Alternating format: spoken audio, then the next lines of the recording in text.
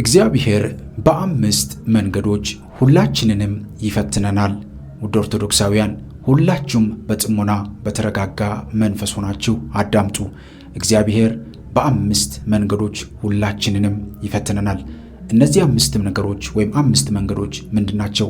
ብዙዎቻችን በመንፈሳዊ ሕይወት ጉዟችን በመንፈሳዊ ሕይወትም ያለን የሌለንም የምንጸልይም የማንጸልይም ብዙዎቻችን የምንፈተንባቸውና ነገር ግን ብዙ ጊዜ ትኩረት ያልሰጠናቸው ጉዳዮች እንዲሁ ደግሞ ዲያብሎስም መናፍስትም ደግሞ እነዚህን ነገሮች እየደበቁብን ማድረግ የሚገቡን ነገሮች በቀላሉ ማድረግ የሚገቡን ነገሮች ነገር ግን ሳናደርጋቸው በመቅረት ብዙ በረከትና ብዙ ጸጋዎችን ብዙ ዋጋዎችን ያጣንባቸው ጉዳዮችን እነዚህን አምስት መንገዶች እነግራችኋለሁ።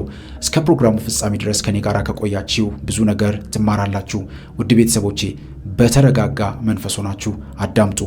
ከነዚህ ከአምስቱ ውስጥ የመጀመሪያው ውድ ቤተሰቦቼ እግዚአብሔር የምትፈልገውን ሁሉ ይሰጣል፣ ምስጋናህን ግን ይፈትናል። አስተውሉ ውድ ቤተሰቦቼ። ዛሬ ብዙዎቻችን የምንፈልገውን ነገር ስንጠይቅ እግዚአብሔር ይሰጠናል። ልጅ ጠይቀን እግዚአብሔር ልጅ ይሰጠናል። ኑሮ እንዲስተካከልልን ብለን እግዚአብሔር ኑሯችንን ያስተካክላል። ጤና ፈልገን እግዚአብሔር ጤናችንን ያስተካክለናል።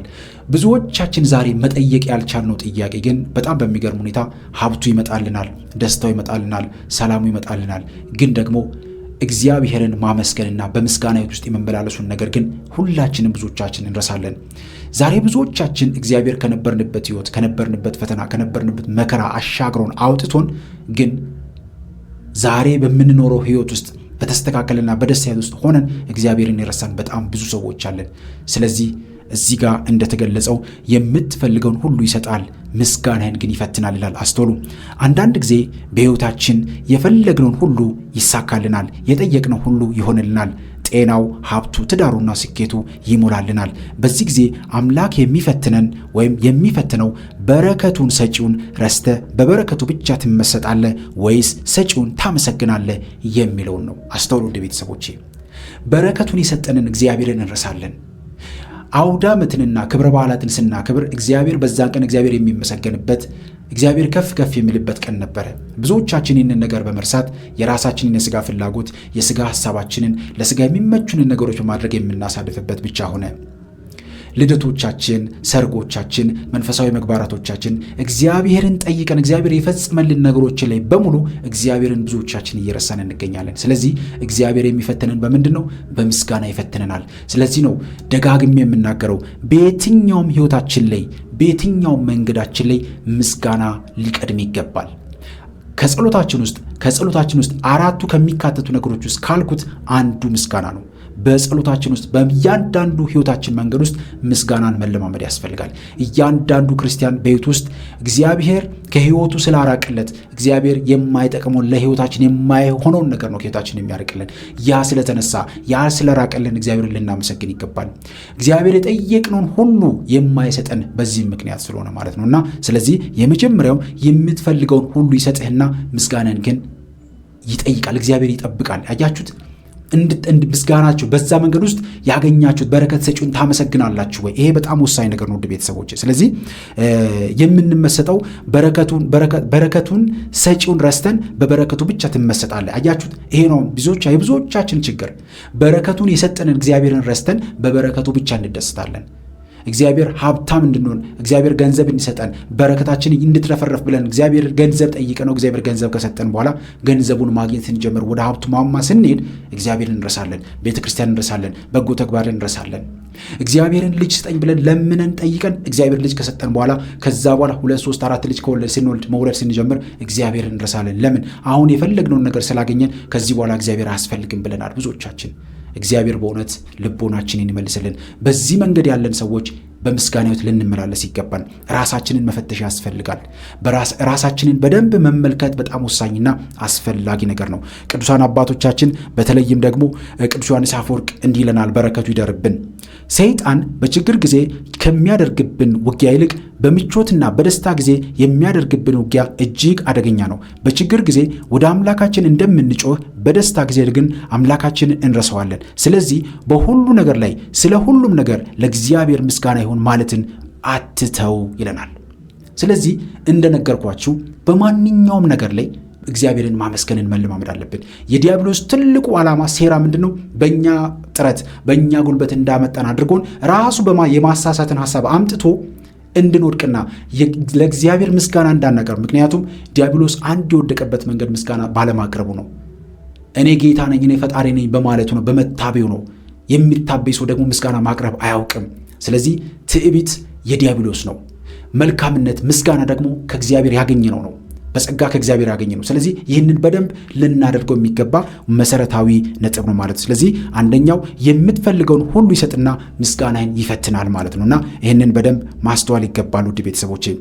ሁለተኛው ደግሞ የምትፈልገውን ይነፍግህና እምነትህን ይፈትናል። አስተውሉ ውድ ቤተሰቦቼ፣ የምትፈልገውን ይነፍግሃል። የጠየቃችሁትን አይሰጣችሁም እግዚአብሔር። የምትፈልጉትን እግዚአብሔር አይሰጣችሁም። ይሄ ግን እግዚአብሔር ላለመስጠት ፈልጎ ሳይሆን እግዚአብሔር እንድናስተካክሉ የሚፈልገው ነገር አለ። እምነታችንንም ይፈትነናል። እምነታችን ምን ያህል ነው? እስከ ምን ድረስ ነው? ዛሬ ብዙዎቻችን እግዚአብሔርን የጠየቅነውን ነገር ካገኘን በኋላ ግን ወደ ሌላ ህይወት የገባን ሰዎች አለን። እግዚአብሔር እንዲፈውሰን ብለን ጠይቀን እየሰገድን እየተንበረከክን ቆይተን ከዛ በኋላ እግዚአብሔርን ይረሳን በጣም ብዙ ሰዎች አለን። እግዚአብሔርን ጠይቀን እግዚአብሔር ካደረገልን በኋላ በጭራሽ ወደ ቤቱ ያልቀረብን ከቤቱ የራቅን በጣም ብዙ ሰዎች አለን። ስለዚህ እምነታችንን እግዚአብሔር ይፈትናል ማለት ነው። እምነታችሁ ምን ያህል ነው? እምነታቸው ምን ያህል ነው? እስከ ምን ድረስ ነው የሚጓዙት? በዚህ መንገድ ውስጥ ደግሞ ዲያብሎስም አድፍጦ እንደሚከታተልን ብዙዎቻችን አናስተውልም። ስለዚህ ይህንን በደንብ ማስተዋል ይገባል። አስተውሉ። የምትፈልገውን ይነፍግህና እምነትን ይፈትናል። ልባችን አጥብቆ የሚመኘውን ነገር ስናጣ፣ የጸለይንለት ጉዳይ አይሆንም የሚል ምላሽ ሲያገኝ እግዚአብሔር እምነታችንን ይፈትናል። እግዚአብሔርን የምትወደው ስለሚሰጥ ብቻ ነው ወይስ ስለ ማንነቱ የሚለው ጥያቄ ይመለስ ይገባል። እግዚአብሔርን የምንወደው ከእግዚአብሔር ጋር የምንኖረው ስለጠየቅነው ነገር እግዚአብሔር እንዲያሳካልን ብቻ ነው ወይስ ከእግዚአብሔር ጋር መኖር ግዴታችን ስለሆነ ነው? የተፈጠርንበት ዓላማ እግዚአብሔርን የማመስገን ከእግዚአብሔር ጋር መኖር ነው ወይ?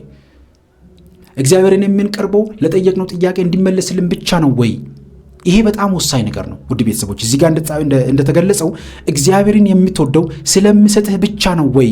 ወይስ ደግሞ ስለ ማንነቱ፣ ስለ አምላክነቱ፣ ስለ ክብሩ፣ ስለ ጌታነቱ፣ ስለ ፈጣሪነቱ ብለን ነው ወደ እርሱ የቀረብነው? ስለ ሁሉን ቻይነቱ፣ ስለ ፍቅሩ፣ ስለ ደግነቱ ብለን ነው ወደ እግዚአብሔር የቀረብነው? የትኛው ነው አካሄዳችን? ችግሮቻችን እንዲፈቱ ብቻ ነው ብለን የቀረብነው ወደ እግዚአብሔር? ያ ማለት ችግሮቻችን በተፈቱ ጊዜ ከእግዚአብሔር እንርቃለን ማለት ነው። ስለዚህ እግዚአብሔር እምነታችንን ይፈትናል ማለት ነውና በደንብ ማስተዋል ይገባል ውድ ቤተሰቦቼ። ብፁዕ አቡነ ሽኖዳ አባታችን በረከታቸው ይደረብና እንዲህ ይላሉ። እግዚአብሔር አይሆንም ስልህ አልወድህም ማለቱ አይደለም፣ ይልቁንም ከዚህ የሚበልጥና የሚሻል ነገር አዘጋጅቶልሃል ማለቱ ነውና እውነተኛ እምነት ማለት እግዚአብሔር በሰጠ ጊዜ ብቻ ሳይሆን በከለከለም ጊዜ እርሱ ለአንተ መልካሙን እንደሚያውቅ አምነህ ዝም ማለት ነው ይለናል። በእውነት የአባቶቻችን በረከት ይደረብን። አያችሁ፣ እግዚአብሔር አልሰጣችሁም ማለት እግዚአብሔር ረስቷችኋል ማለት አይደለም። እግዚአብሔር አላደረገላችሁ ማለት እግዚአብሔር ከእናንተ ጋር የለም ማለት አይደለም። ይህንን በደንብ ማስተዋል ይገባል። ዛሬ ብዙዎቻችን እንቾክላለን። ለምን አልሆነልኝም? ለምን አልተደረገልኝም? እጸልያለሁ፣ እሰግዳለሁ፣ ለምን መንፈስ አልተያዘልኝም እንላለን። አይደለም፣ እንዲህ አይደለም። እግዚአብሔር የሚሰራው በእኛ ቀመርና ሰዓት አይደለም። እግዚአብሔር በራሱ ጊዜና ሰዓት ነው ነገርን ሁሉ ውብ አድርጎ ሰራው ይላል ቃሉ። ስለዚህ በዛ መንገድ ውስጥ ነው እግዚአብሔር ስራውን የሚሰራውና ይህንን በደንብ ማስተዋል ይገባል ውድ ቤተሰቦች። ስለዚህ የምትፈልገውን ይነፍግሃል፣ እምነትህን ደግሞ ይፈትናል። እስከምን ድረስ ነው እምነታቸው? እስቲ ይህንን ነገር ሊያዝባቸው ጠይቀናል። ይህንን ነገር ያዝ ያደርጋል። ከዛ እምነታችሁ ምን ያለው ፍላጎታችሁ እስከ ድረስ የምትፈልጉት ነገር ከሆነ እግዚአብሔር በሕይወታችሁ እንዲያሳካላችሁ የምትፈልጉ ከሆነ መንገዳችሁን መሄድ ያለባችሁን ነገር ትሄዳላችሁ። አንድን ነገር ለማግኘት የምታደርጉት ነገር በወደዳችሁት ልክ ይወሰናል አይደል? አንድ ሰው ፍቅረኛውን ለማግኘት እየሄደ ከሆነ ብዙ ምክንያቶች፣ ፈተናዎች እንኳን ቢገጥሙት የሚችለውን ነገር አድርጎ ሄዶ ሊያገኘው ይችላል። ነገር ግን ደግሞ ፍላጎቱ ከሌለን አንድ ትንሽዬ መሰናከል ከዛ ነገር የመመለሻ ልትሆን ትችላለች። ያለን ፍቅር ለዛ ነገር ያለን መንገድ ምን ያለው እኛ እስከ እግዚአብሔር ጋር ያለን መንገድ እንዴት ነው? እግዚአብሔርን የቀረብነው ለምንድን ነው? ለምንፈልገው ነገር ብቻ ነው ወይስ ምንድን ነው? እዚህ ጋር በጣም ማሰብ የሚገባው ወሳኝ ነገር ነው ማለት ነው። ስለዚህ ሁለተኛው የምትፈልገውን ይነፍግሃል፣ እምነትህን ደግሞ ይፈትናል ማለት ነው። ይህንን ሁላችንም ልናስተውል የሚገባ ነገር ነው። ሶስተኛው ደግሞ የምትፈልገውን ያዘገይብሃል፣ ትዕግስትን ደግሞ ይፈትናል። አስተውሉ። ዛሬ በጣም ከምንፈተንበት ጉዳይ አንዱ ይሄ ነው። የምንፈልገውን ነገር እግዚአብሔር ያዘገይብናል። ነገር ግን አስተውሉ፣ ቀድሜ እንደነገርኳችሁ እግዚአብሔር የሚከለክለን እንድናስተካክለው የሚፈልገው ነገር አለ። እግዚአብሔር የሚያዘገይብን የምናስተካክላት የጎደለች ነገር መሙላት የሚገባን ነገር አለ። ያንን እንድናስተካክል፣ ራሳችንን እንድንፈትሽ፣ ራሳችንን እንድንመረምር እግዚአብሔር በነጻ ፍቃድ ውስጥ የሚሰራ አምላክ ነው። ይሄው እሳቱና ውሃው ቀርቦላል፣ ወደምትወደው እጅን ዘርጋ። በቃ ይሄ ነው የተሰጠን ነገር። መልካሙን ነገር የምናደርግ ከሆነ ከእግዚአብሔር ጋር እንሄዳለን። ወደ ክፋት ሐሳቦች፣ ወደ ክፋት እግሮቻችን፣ ሰውነታችን፣ አካላችን ወደ ክፋት የሚመላለስ ከሆነ በዛው መንገድ ውስጥ ተይዘን እንቀራለን። ስለዚህ በጣም ልንጠነቀቅ ይገባል። ሶስተኛው የምትፈልገውን ያዘገይባል፣ ትዕግስትን ይፈትናል። አስተውሉ፣ ጥያቄያችን ኃጢአት ባይሆንም እግዚአብሔር ግን ወዲያው ሳይሰጠን ለረጅም ጊዜ እንድንጠባበቅ ያደርገናል። በዚህ ጊዜ ትዕግስታችንና ተስፋ አለመቁረጣችንን ይፈትነናል ማለት ነው። አስተውሉ፣ ምንድነው ያልኳችሁ? የምትፈልገውን ያዘገይባል። በጣም የሚገርም ነው። ትዳር ያስፈልገናል። ትዳር የመያዛችንን መንገድ ያዘገይብናል። በዛ ውስጥ እግዚአብሔር ምን ያህል ታጋሽ ናቸው፣ ትዕግስታቸው እስከምን ድረስ ነው? ምክንያቱም ትዕግስት፣ ጽናት፣ መበርታት የሚባሉ ነገሮች በመንፈሳዊ ሕይወታችን ጉዟችን ውስጥ መሰረታዊ ነገሮች ስለሆኑ ማለት ነው።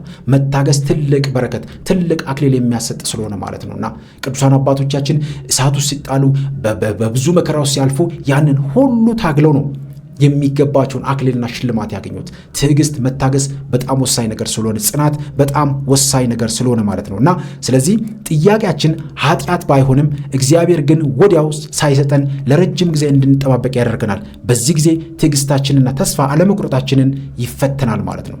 ስለዚህ በደንብ ልናስተውለው ይገባል። የምንጓዘው ጉዞ፣ የምንሄድበት መንገድ፣ አሁን ያለንበት የክርስትና ሕይወት እንዴት ነው?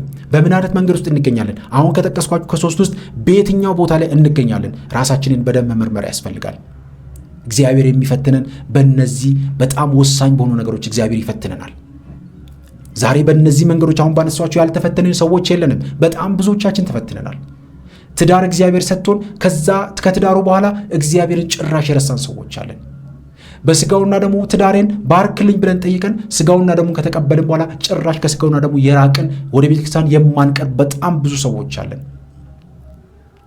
እግዚአብሔርን ልጅ ስጠኝ ብለን ጠይቀን እግዚአብሔር ልጅ ከሰጠን በኋላ ከዛ በኋላ ከክርስቶስ እቅፍ ከቤቱ የራቅን በጣም ብዙ ሰዎች አለን። የምናማርር፣ የምንጨነቅ፣ የምናዝን በጣም ብዙ ሰዎች አለን። እግዚአብሔር በእውነት ለሁላችንም ልቦና ይስጠን። እግዚአብሔር አምላካችን ሁላችንንም ያበርታን። ስለዚህ በደንብ ልናስተውል ይገባል ማለት ነው። ታላቁ ቅዱስ ቆጵርያኖስ እንዲህ ይለናል። ስለ ትዕግስት ሲያስተምር እንዲህ ይላል። ትዕግስት የክርስትና ሕይወት መሰረት ነው። እግዚአብሔር የዘገየ የሚመስለው አንተን ለመቅጣት ሳይሆን የልብን ጽናት ለማየትና ያለህን ወይም ዋጋህን ለማብዛት ነው። የዘገየ በረከት ሁልጊዜም ጣፋጭና ረጅም ዕድሜ ያለው ነው። የቅዱስ አባታችን የቅዱስ ቆጵርያኖስ በረከቱ ይደርብን። እንግዲህ ቅዱስ ቆጵርያኖስ በጣም የሚገርም ታሪክ ነው። ገብታችሁ ማየት ትችላላችሁ። ቅድስት ዮስቲናና ቅዱስ ቆጵርያኖስ በጣም ትልቅ ታሪክ ያላችሁ ናቸው። ቪዲዮቹን ዩቲዩብ ለማግኘት ትችላላችሁ። ገብታችሁ ተመልከቱ።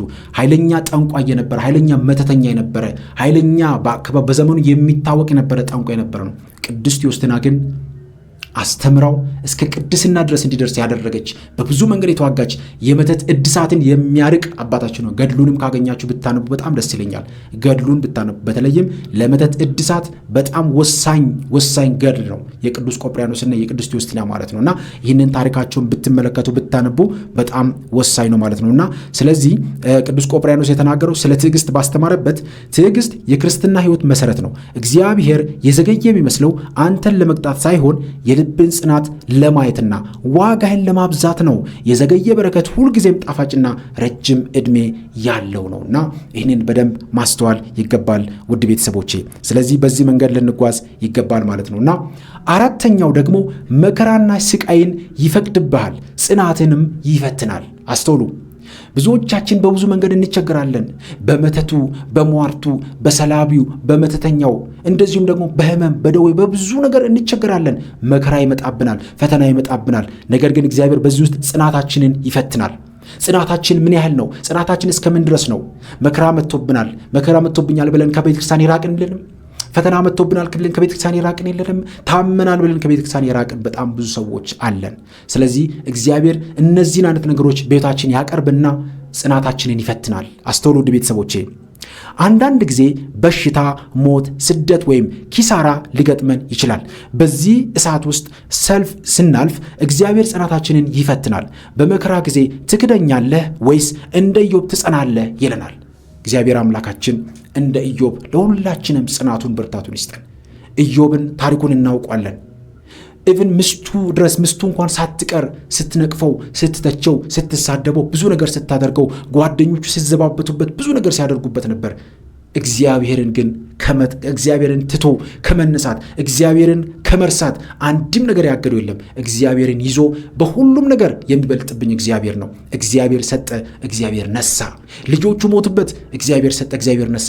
ንብረቱ ጠፋ፣ እግዚአብሔር ሰጠ፣ እግዚአብሔር ነሳ አለ። በቃ የሚሰጥ የሚወስድ እግዚአብሔር ነው። የሚያድን የሚገድል እግዚአብሔር ነው።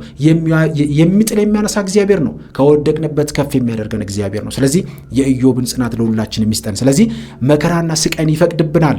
ስለዚህ ጽናታችንን ደግሞ ይፈትናል። እኛስ እንዴት ነው ያለን ጉዞ? መከራ ሲመጣብን ምንድን ነው የምናደርገው? ፈተናዎች ሲመጡብን ምንድን ነው የምናደርገው? በችግሮች ውስጥ ስንሆን ምንድን ነው የምናደርገው? ስለዚህ ራሳችንን በደንብ መመልከት ያስፈልጋል።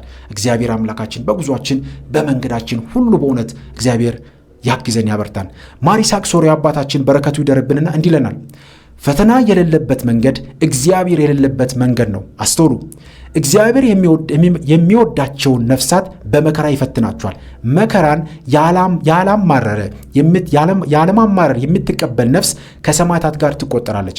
መከራ ሲመጣብህ እንደ ጠላት አትየው፣ ይልቁንም ወደ መንግሥተ ሰማያት የሚያሸጋግር ድልድይ ነውና በደንብ ተቀበለው ይሉናል አባታችን ማር ይስሐቅ ሶርያዊ። በእውነት በረከታቸው ይደርብን። አስተውሉ። በመጀመሪያው ላይ እንዲላል ፈተና የሌለበት መንገድ እግዚአብሔር የሌለበት መንገድ ነው። ክርስትና የፈተና መንገድ ነው። እኔ በጣም ብዙ ጊዜ ደጋግሜ የምናገረው ነገር አለ።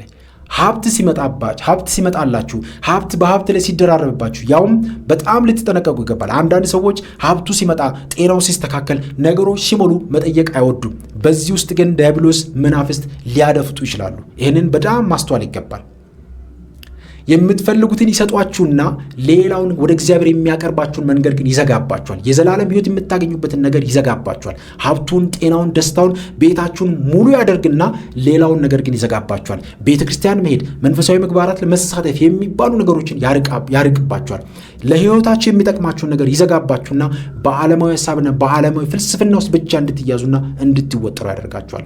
ዲያብሎስ አንዱ ከሚያጠቃን መንገድ በዚህኛው መንገድ ነው። ስለዚህ ሁላችንም ኦርቶዶክሳውያን ይህንን በደንብ ልናስተውል ይገባል ማለት ነውና ማር ይስሐቅ ሶርያዊ አባታችን በረከታቸው ይደርብንና መከራና ስቃይን ይፈቅድባል፣ ጽናትን ደግሞ ይፈትናል ማለት ነውና ይህንን በደንብ ማስተዋል ይገባል ማለት ነውና ፈተና የሌለበት መንገድ እግዚአብሔር የሌለበት መንገድ ነው። ይህንን በደንብ ማስተዋል ይገባል። ስለዚህ በሕይወታችን ውስጥ እግዚአብሔር በዚህ መንገድም ይፈትነናል። በዚህ ውስጥ አድርጎ ግን ጽናታችንን ይፈትናል። መከራና ስቃይን አምጥቶብን ይፈቅድብንና ትዕግስታችንን፣ ጽናታችንን እግዚአብሔር ይፈትናል። ምን ያህል ጽናታቸው፣ ምን ያህል ይቆያሉ፣ ምን ያህል ባሉበት በሚፈትኑበት መንገድ ውስጥ ምን ያህል ከኔ ጋር ለመቆየት ፈቃደኛ ናቸው። እግዚአብሔር አለ ብለን አንዳንዴ እኮ የጥርጣሬ ስሜት ውስጥ አስገብቶ እግዚአብሔር ረስቶሃል፣ እግዚአብሔር ከአንተ ጋር ለምን ይሄ ሁሉ መከራ ታያለ፣ በቃ ተው እግዚአብሔር የሚባል የለም፣ ፈታ ዘና እያልክ ኑር ይለናል እኮ ዲያብሎስ። ሹክ እያለን የአየር አጋንንት በመሆን በጆሮአችን ላይ የተቀመጠ የሹክሹክታ መንፈስ በመሆን የአንሸኳሻኪ መንፈስ በመሆን በጆሮአችን አካባቢ መቀመጥ ያወራል። በጓደኛ በቅርብ ሰዎች እየሆነ ያወራል። ይህንን መገሰጽ ያስፈልጋል። እግዚአብሔር አምላካችን ከሁላችን ጋር ይሁን። አምስተኛው ክብርንና ስልጣንን ይሰጣል፣ ትህትናን ይፈትናል። አስተውሉ ውድ ቤተሰቦቼ፣ ዛሬ ብዙዎቻችን ከምንቸገርበት ጉዳይ ለምሳሌ በጣም ትንሽዬ ፖዚሽን ላይ የነበረ ሰው ከሆነች ፖዚሽን ወደ ከፍ ሲል ያ ይዞ የሚመጣው ፖዚሽን ይዞለት የሚመጣው ቦታ ሰዎችን ለማገልገል መልካም ነገር ለመስራት የተቀበለው ቢሆንም ዲያብሎስ ግን በዛ ቦታ ላይ በስልጣንና በከፍታ ላይ ያስቀምጠውና እንድንታበይ፣ ትህትና እንዳይኖረን፣ መልካም ነገር እንዳይኖረን አብዝቶ ይሰራብናል። ስለዚህ እግዚአብሔር በዚህም ይፈትነናል። ክብርና ስልጣንን ይሰጣል። ከዛ በኋላ ትህትናን ይፈትናል። የምትፈልገው ክብርና ስልጣን ነበር፣ ሰጠህ። ከሰጠ በኋላ ግን ትህትናን ይፈትናል። እንዴት ነው ትህትና? ለሰዎች ያለ ነገር እንዴት ነው? ከሰዎች ጋር ያለ ቀረቤታ እንዴት ነው የሚለውን እግዚአብሔር ይፈትናል። አያችሁ፣ እግዚአብሔር የጠየቅነውን ነገር የማይሰጠው የራሱ ትልልቅ ምክንያቶች ስላሉት ነው። ብዙ ነገሮች ማለት ነው። ዛሬ ብዙዎቻችን ብዙ ነገር እንፈልጋለን። ነገር ግን እግዚአብሔር እያንዳንዱን ነገር የሚያደርገው ሁሉን ነገር እሱ በሚፈቅደውና በሚያደርገው መንገድ ብቻ ነው። ስለዚህ የጠየቅነው ነገር ሁሉ የማይከናወንልን አይሆንልን ብለን ማማረርን እግዚአብሔርን በንስሐ ዝቅ ብለን በትህትና በፍቅር እግዚአብሔርን መጠየቅን መለማመድ ያስፈልጋል። ስለዚህ ክብርንና ስልጣንን ይሰጣል፣ ትህትናን ይፈትናል። ሰው ሲያከብርህ፣ በስራ ስትገን ወይም መንፈሳዊ ጸጋ ሲሰጥህ እግዚአብሔር ትህትናን ይፈትናል። ክብሩን ለራስህ ትወስደዋለህ ወይስ ራስን ዝቅ አድርገህ ክብሩን ለባለቤቱ ትሰጣለህ የሚለው ይፈተናል ማለት ነው። አንተን እዛ ቦታ ያስቀመጠህ እግዚአብሔር ነው። ለእግዚአብሔር ክብር ትሰጣለህ? በእግዚአብሔር መንገድ በትህትና ትመላለሳለህ? ወይስ ክብሩን አንተ በራስ ልፋት በራስ ድካም እንዳገኘ አድርገህ ትቆጥረዋለህ? ይህ በጣም የሚፈተን የሚጠየቅ ጥያቄ ነው ማለት ነው። ስለዚህ እዚህ ጋር እንደተገለጸው ክብሩን ለራስህ ትወስዳለህ ወይስ ራስን ዝቅ አድርገህ ክብሩን ለባለቤቱ ትሰጣለህ? እዛ ቦታ ያደረሰን፣ ለዛ ከፍታ ያበቃን፣ ለዛ ስልጣን በለዛ ቦታ ያደረገን አምላክን ታመሰግነዋለህ? እግዚአብሔርን ከፍ ከፍ ታደርገዋለህ? ወይስ ባገኘው ስልጣንና ባገኘው ቦታ ትመጻደቅበታለህ? ይሄ በጣም ብዙዎቻችን ዛሬ የምንፈተንበት ነው። በተለይም እንደ ኢትዮጵያ ባሉ ሀገራት ላይ በጣም የምንፈተንበት የምንቸገርበት ጉዳይ አንዱ ይሄ ነው። ሰዎች እኔ በጣም ብዙ ጊዜ የሚገርመኝ ነገር ነው። አንድ ቦታ የሚሰጠን ሰዎችን ልናገለግል ነው። አንድ ፖዚሽን የሚሰጠን ሰዎችን ልናገለግል ነው። የሀገር ጠቅላይ ሚኒስትር እንኳን ብንሆን የተሰጠን ቦታ ህዝብን ልናገለግል እንጂ በሰዎች ላይ ልንፈነጭበት፣ እኔ በላይ ነኝ፣ እኔ ንጉሥ ነኝ፣ እኔ ከፈጣሪ የተሰጠው ነኝ ብለን እንድንታበይና ያለ ትህትና፣ ያለ መልካምነት፣ ያለ በጎነት የምንመላለስበት ከሆነ ውድቀታችን የከፋ ነው የሚሆነው። ዛሬም በሀገራችን የምንመለከተው አንዱ ችግር ይሄ ነው። በየመስሪያ ቤቱ የምንመለከታቸው ሰዎች በጣም እኮ ብዙ ነገር ያደርጋሉ ያንን ቦታ ለማግኘት። ልክ እዛ ቦታ ላይ ሲቀመጡ ግን ሙሉ ማንነታቸው ይቀየራል። እግዚአብሔር በእውነት ይጠብቀን ከዚህ ነገር። በጣም ልንጠነቀቅ የሚገባ ነገር። እኔ በጣም ብዙ ጊዜ ያለው አለባበሳችሁ ይቀየራል። አዎ ለፖዚሽኑ የሚያስፈልግ ቦታ አለባበስ ሊሆን ይችላል በእርግጥ የምትቀይሩት፣ ግን አለባበሳችሁ ሲቀየር የእናንተ ማንነት አብሮ መቀየር የለበትም። ትህትና፣ መልካምነት፣ ደግነትን ይዛችሁ የነበራችሁ ሰዎች ከሆናችሁ ከዛ ፖዚሽን ጋር ቦታችሁ የሚቀየር ከሆነ የሳታችሁት ነገር አለ። እግዚአብሔር ትህትናችንን ይፈትናል ውድ ቤተሰቦች። ስለዚህ ክብሩን ለራስህ ትወስደዋለህ ወይስ በራስን ዝቅ አድርገህ ክብሩን ለባለቤቱ ትሰጣለህ የሚለው በደንብ የሚፈተን ነገር ነው። ስለዚህ ክብርን ሁሉ ለእግዚአብሔር ልንሰጥ ይገባል። እግዚአብሔር ሊከብር፣ እግዚአብሔር ከፍ ከፍ ሊል፣ እግዚአብሔር ሊወደስ፣ እግዚአብሔር ሊመለክ ይገባል። የሁሉ አስገኚ፣ የሁሉ ሰጪ፣ የሁሉ አምጪ ክርስቶስ እግዚአብሔር ስለሆነ ማለት ነው። ይህንን በደንብ ማስተዋል ይገባል። ቅዱስ እንጦስ አባታችን በረከታቸው ይደርብና እንዲህ ይለናል። ሰይጣን ሁሉንም በጎ ምግባራት ሊመስል ይችላል። አስተውሉ። ሰይጣን ሁሉንም በጎ ምግባራት ሊመስል ይችላል፣ ትህትናን ግን ፈጽሞ ሊመስላት አይችልም። ክብር ሲመጣልህ በትህትና ዝቅ ካለ ከፍታ የጸና ይሆናል። በትዕቢት ከተወጠረ ግን ውድቀት የከፋ ይሆናል። ስለዚህ በክብር ጊዜ ከአፈር የተፈጠርኩ ደካማ ነኝ ማለትን አትርሳ። ይሄ በጣም ወሳኝ መልእክት ነው አይደል? እግዚአብሔር በእውነት ሁላችንም እንድንል ያግዘን። ምንድን ነው ያልኩት እዚህ ጋር? ስለዚህ በክብር ጊዜ አስተውሉ፣ በከፍታ ጊዜ ከአፈር የተፈጠርኩ ደካማ ነኝ ማለትን አትርሳ። ይሄ በጣም ወሳኝ መልእክት ነው ውድ ቤተሰቦች። እኔ አፈር ነኝ፣ እኔ ትል ነኝ፣ እኔ ትቢያ ነኝ፣ እኔ አመድ ነኝ፣ ብዙ ነገሮችን ማለት እንችላለን። ራሳችንን ዝቅ ማድረግ ዝም ብለን ግን ለወሬ አይደለም ይህንን የምናገረው፣ በተግባር የሚገለጥ በተግባር የሚሆን በትክክልም የሚደረግ ነገር ነው ልንናገር የሚገባው፣ የሚሆን ማለት ነው ልናደርግ የሚገባው። አለበለዛማ ውሸት ነው የሚሆነው፣ ውሸት የማይሆን ይሆናል ማለት ነው። እና ስለዚህ እነዚህ 5 ነገሮች ውድ ቤተሰቦቼ በጣም ብዙዎቻችን እግዚአብሔር የሚፈትነን መንገዶች ናቸው። እነዚህ እግዚአብሔር ክብርንና ስልጣንን ይሰጥንና ትህትናችንን ይፈትነናል። አያችሁት? መከራና ስቃይን ይፈቅድብንና ጽናታችንን እግዚአብሔር ይፈትነዋል። ሶስተኛው የምትፈልገውን ያዘገይብሃል፣ ትዕግስትን ደግሞ ይፈትናል። ስለዚህ ሁለተኛው የምትፈልገውን ይነፍግሃል፣ ይከለክላል። ከዛ በኋላስ እምነትን ይፈትናል። አንደኛው የምትፈልገውን ሁሉ ይሰጣል፣ ምስጋናህን ግን ይፈትናል። ይህ ሰው ያመሰግናል ወይ? ይህ ሰው ጽናቱ እንዴት ነው? ይህ ሰው ትዕግስት አለው ወይ? መከራ ስቃይ ሲመጣበት ጽናቱ እንዴት ነው? እግዚአብሔር በእነዚህ ሁሉ ይፈትነናል። ነገር ግን አስተውሉ፣ እግዚአብሔር የሚፈትነን እኛን ከፍ ሊያደርገን፣ እግዚአብሔር የሚፈትነን እኛ እንድንበረታ፣ እግዚአብሔር የሚፈትነን እኛ እንድንነቃ፣ እግዚአብሔር የሚፈትነን ንቃተ ህሊናችን እንዴት ነው? የምንጓዘው ጉዞ እንዴት ነው? እግዚአብሔር በህልም በተለያየ ነገር እኮ ያስተምረናል፣ በአንድም በሌላም እግዚአብሔር ያስተምረናል። እኛ ግን ለመማር፣ እኛ ግን ለመንቃት፣ እኛ ግን ከፍ ለማለት፣ ነገሮችን ለመመልከት ክፍት ካልሆንን በመንፈሳዊ መነጽር ነገሮችን በመልካሙ መንገድ መመልከት ካልቻለን አወዳድቃችን የከፋ ነው የሚሆነው። እግዚአብሔር በእውነት ሁላችንንም ይርዳን። ያስተማረን የመከረን የአባቶቻችን አምላክ እግዚአብሔር አምላካችን በእውነት ስሙ በፍጥረት አንደበት ሁሉ የተመሰገነ የተወደሰ ይሁን። ስለዚህ እነዚህ 5 ነገሮች በጣም ልናስተውላቸው ልንረዳቸው የሚገቡ መሰረታዊ ነገሮች ናቸው። እግዚአብሔር ሁላችንንም በእነዚህ አሁን በጠቀስኩት 5 ነገሮች ይፈትነናል። መፍትሄውም እዛው ላይ ነው ያለው። አንደኛው ምስጋና ነው። ምስጋና ለእግዚአብሔር ማቅረብ ነው። ሁለተኛው በእምነታችን መጽናት ያስፈልጋል። ሶስተኛው ትዕግስተኛ መሆን ያስፈልጋል። አራተኛው ደግሞ ጽናት የጸናን መሆን ያስፈልጋል። በክርስትና ሕይወት ውስጥ መጽናት በጣም አስፈላጊና ወሳኝ ነገር ነው። አምስተኛው በትህትና መመላለስና በትህትና ሕይወታችን ውስጥ መኖር ወሳኝ ነገር ነው። ትህትና የዲያብሎስ እሳት ነው። ትህትና ለዲያብሎስ ሰይፍ ነው። ስለዚህ ታጋሽ ትህትና ያለው ሰው ዲያብሎስን ያሸንፋል፣ ዘወትርም ከእግዚአብሔር ጋር በፍቅር ይመላለሳል። እና እግዚአብሔር አምላካችን ሁላችንንም ያግዘን። ይህንን መልእክት ይህንን ቪዲዮ ከወደዳችሁት ካስተማራችሁ በኮሜንት ላይ የሚሰማችሁን ስሜት መጻፋችሁን እንዳትረሱ። ለወዳጅ ለጓደኛ ሼር አድርጉ። እግዚአብሔር አምላካችን ከሁላችን ጋር ይሁን። ይቆየን። አሜን።